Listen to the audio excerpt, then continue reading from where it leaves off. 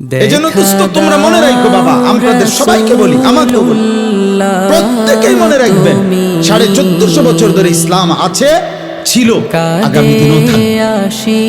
ইসলামের বিজয় হবে, কালেমার বিজয় হবে। মাহদী এই পৃথিবীতে আসবে, দাজ্জাল প্রকাশ পাবে এবং দাজ্জাল নিহত হবে। ইহুদিদের শেষ ব্যক্তিটা নিহত হবে। সারা পৃথিবীময় আরেকবার খোদার কসম, নবীর ভবিষ্যৎবাণী, যদি কিয়ামত, আল্লাহর রাসূল বলেছে ইসরাফিল ফু দেওয়ার আর একদিন যদি বাকি থাকে, নবীজি বলছেন তবুও আমার উম্মত বিশ্বাস করো যে মাহদী আসবে, আর মাহদীর নেতৃত্বে সারা পৃথিবীতে আরেকবার ইসলামের খেলাফত, ইসলামের পতাকা উড়বে যদি কিয়ামতের আর একদিনও বাকি থাকে। এটা হবে, কিন্তু তোমাদের মতো অনেক ছেলে মনে রাখো চরিত্রহীন, লম্পট, জুয়ারি, মদখোর, নেশাখোর, নারী লোভী, উলঙ্গ ছবি দেখায় অভ্যস্ত, বেঈমান মুশরিকের চাল চলন চুল চেহারা হতে পারে যুবক। তোরে নিবে না খোদা, তোরে ছাড়াই ইসলামের বিজয়।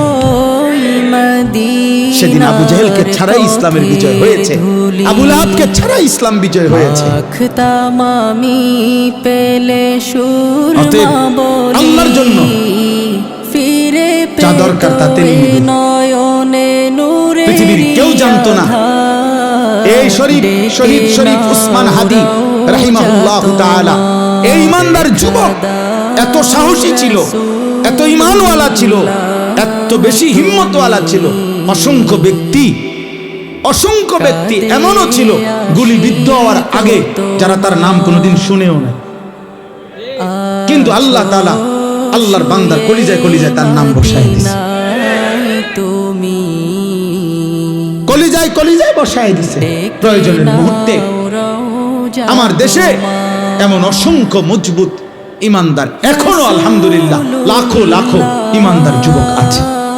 তুমি সময়ই দেখবা, যখন যে দূর লাগবে মালিক যা রাখবে, যাকে নিবে তিনি নেবেন। মূলত হেদায়েত দেয় কে? ফয়সালা দেয় কে? নবী সাল্লাল্লাহু আলাইহি সাল্লামের হাতে অনেক লোক কালেমা পড়ছে কিনা? তো আবু তালেব পড়লো না কেন? ফয়সালা কার হাতে? হযরত ইব্রাহিম আলাইহিস সালামের হাতে অনেক লোক কালেমা পড়েছে কিনা? তো উনার আব্বা পড়লো না কেন? ফয়সালা কার হাতে? নূহ আলাইহিস সালামের হাতে অনেক লোক কালেমা পড়ছে কিনা? তো উনার ছেলে কেনান কালেমা পড়লো না কেন? ফয়সালা কার হাতে? আবার ইব্রাহিম আলাইহিস সালামের বাপকে এত বলার পরেও এই ইব্রাহিম নবী বুঝাইতে পারলো না আল্লাহর ইচ্ছা। আবার এই ইব্রাহিম নবী যখন বলল 12 বছর